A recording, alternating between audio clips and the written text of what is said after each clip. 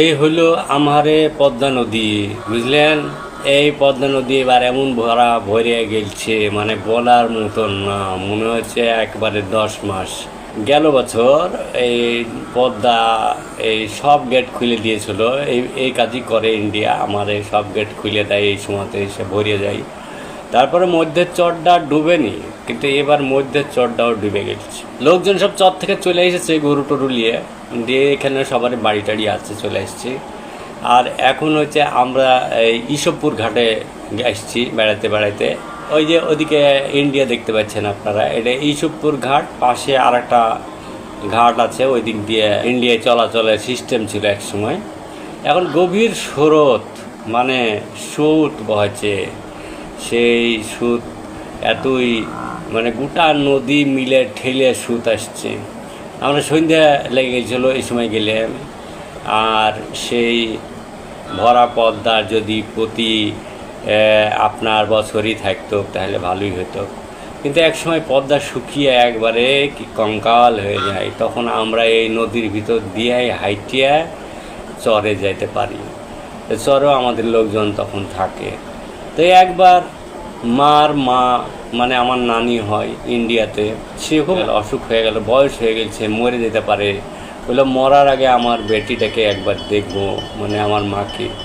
তো আমরা এক কালোবাজারির কাছে খোঁজ পাইলাম, এখন যাব কিভাবে যাব, পাসপোর্ট ভিসা করতে তো অনেক সময় লেগে যাবে, এর মধ্যে তো মরেও যেতে পারে।